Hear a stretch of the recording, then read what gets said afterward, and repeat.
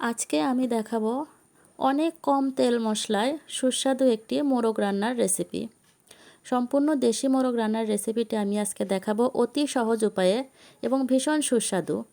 খুবই কম তেল মশলা, যারা আসলে কম তেল মশলা দিয়ে রান্না খেতে পছন্দ করেন, আজকের রান্নাটি শুধুমাত্র তাদের জন্য। তো আমি খুব অল্প পরিমাণে মশলা ইউজ করেছি আজকের এই রান্নাতে।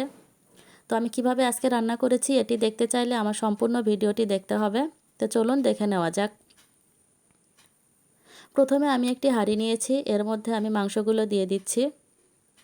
আমি মাংসগুলোকে আগে থেকে ধুয়ে কেটে রেখেছিলাম। এরপর আমি দিয়ে দিয়েছি পেঁয়াজ কুচি, আদা রসুন বাটা, আর দিয়ে দিয়েছি লবণ, হলুদের গুঁড়া, মরিচের গুঁড়া, ধনিয়া গুঁড়া। সব কিছু আমি পরিমাণ মতো দিয়ে দিয়েছি অল্প অল্প করে। তারপর আমি দিয়ে দিচ্ছি তেজপাতা, দারুচিনি, এলাচ, আর সবশেষে আমি দিয়ে দিচ্ছি অল্প পরিমাণে রান্নার তেল। এবার আমি সবগুলো উপকরণ একসঙ্গে হাতে খুব ভালো করে ম্যারিনেট করে নেব। দেশি মোরগ রান্নার ক্ষেত্রে কিন্তু অনেকেই অনেকভাবে রান্না করে থাকেন, কিন্তু আমার এই সিস্টেমটা দেখে যদি আজকে রান্না করেন তাহলে আপনাদের রান্নাও কিন্তু অনেক বেশি সুস্বাদু হবে। আমি এরপর আরও কিছু তেল দিয়ে দিচ্ছি, আর আমি দিয়ে দিয়েছি কয়েকটা আলু। যারা আলু খেতে পছন্দ করেন না তারা দিবেন না।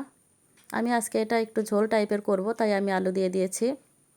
সব কিছু এবার একসাথে আমি আরও ভালো করে হাতে মাখিয়ে নিয়ে এরপর আমি দিয়ে দিলাম 1 কাপ পরিমাণ পানি। জাস্ট আমি হাতটা ধুয়ে দিয়ে দিলাম। এরপর আমি ঢাকনা দিয়ে ঢেকে চুলার আঁচ মিডিয়াম টু লোয়ের মাঝামাঝি রেখে এটাকে খুব ভালো করে কষিয়ে রান্না করে নেব। তো আমি কিছুক্ষণ রান্না করে নেওয়ার পর আমি এবার ঢাকনা তুলে একটু নেড়েচেড়ে দিয়ে আবারও ঢেকে দিলাম। এর আর কিছুক্ষণ পর তুলে আমি দেখে নিব কষানোটা প্লাস মাংসটা সিদ্ধ হয়েছে কি না। তার আগে আমি একটু নাড়াচাড়া করে নিচ্ছি। তো আমার রান্নাটি মোটামুটি কষানো হয়ে গিয়েছে, আমার আলু এবং মাংস সিদ্ধ হয়ে গিয়েছে। আমি এখনই সেটা দেখিয়ে দিচ্ছি।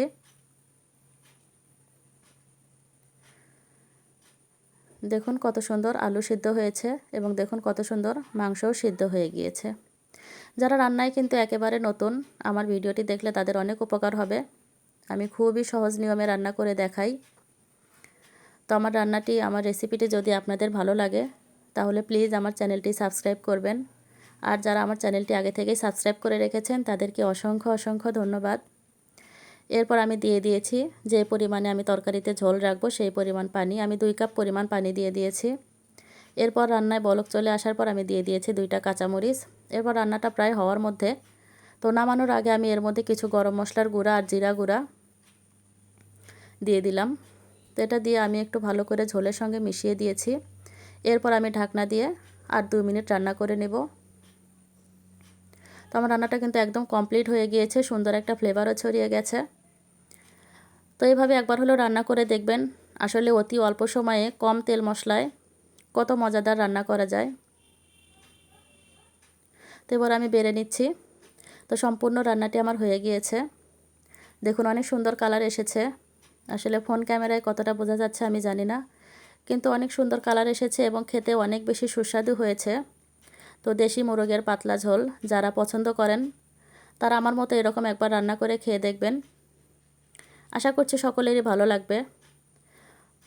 তো সকলেই ভালো থাকুন, সুস্থ থাকুন। পরবর্তী ভিডিও দেখার জন্য সকলকে আমন্ত্রণ রইল। আল্লাহ হাফেজ।